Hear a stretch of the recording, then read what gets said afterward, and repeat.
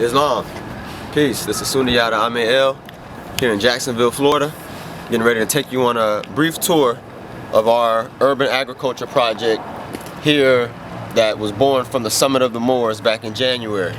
This is our Urban-GeoPonics branch that will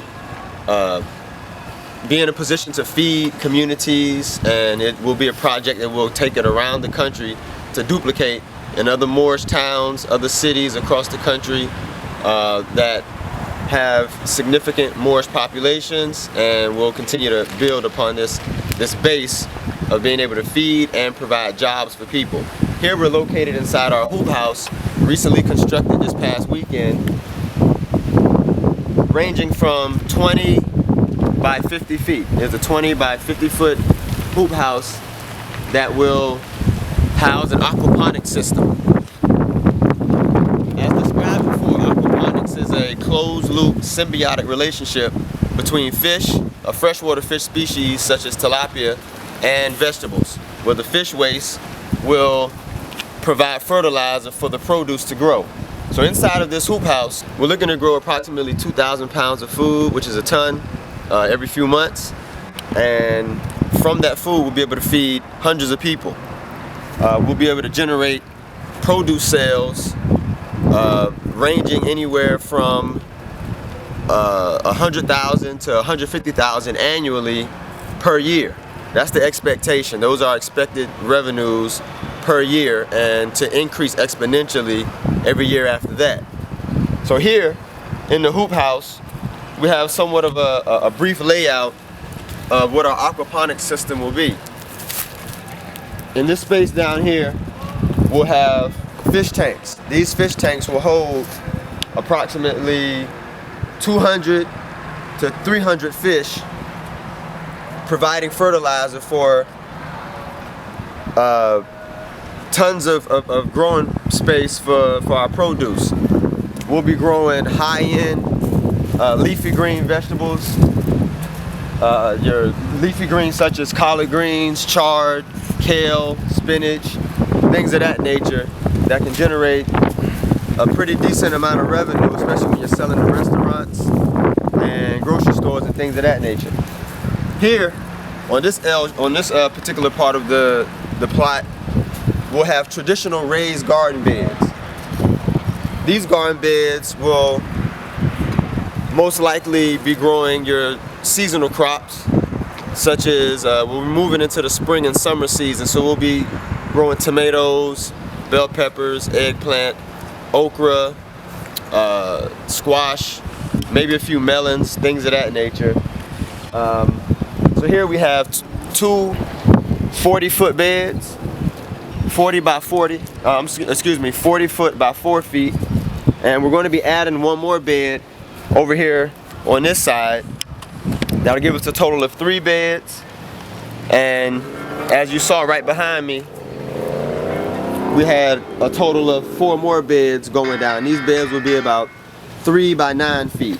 So we're maximizing our space here on this plot, enabling us to grow as much as we possibly can with the space that's been provided.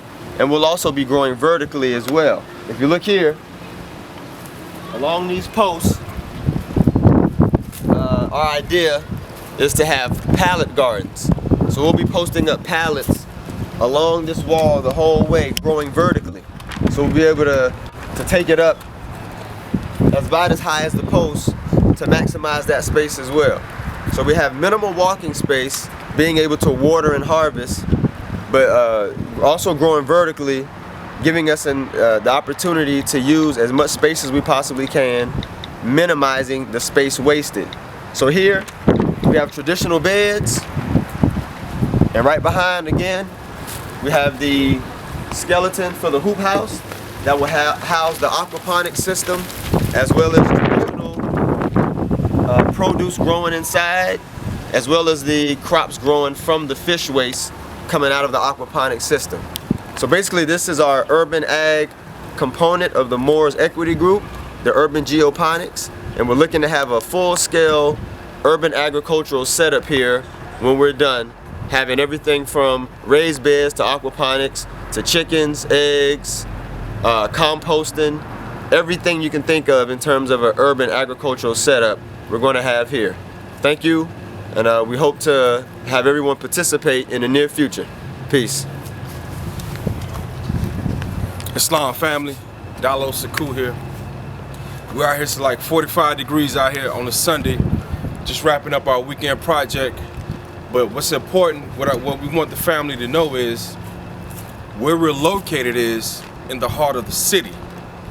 We're in what the government calls food deserts, meaning the people don't have immediate access to fresh fruits, vegetables. And so what we've done is, and another key important factor to keep in mind about the Summit of the Moors is, it wasn't just a meeting of lip service. It was a meeting of substantial, applicable solutions immediately applied from group economics. $6 a day for 6 months, which would give each person in at $1,080. Because this wasn't done off of just my dime, this brother's dime, or the people that came out this weekend. This is done by a few small group of people that started this project that will eventually yield over $100,000 per year. And this is just off a small piece of property. But see, the Moors Equity Group, which came out of the Summit of the Moors only 6 weeks ago, created this. And then when the money continues to come, the group, we also, if you could pan this way, brother, we also will be purchasing the commercial property up front. Meaning we'll be owning and controlling the businesses in this area. So when we talk about creating communities, we're not just talking about creating the food aspect, we're talking about owning and controlling the community, Moorestown, okay? And from there, we also will have the political, the social activities that we need to be in, where we just cut the check on the politicians that's going to affect the areas that we're in, and some other things. So with all that said, I want to close out in peace, and I want you to log on and register at summitofthemoors.com. It is free, it always will be free, and this year it will be hosted, we have it at the Wyndham Hotel.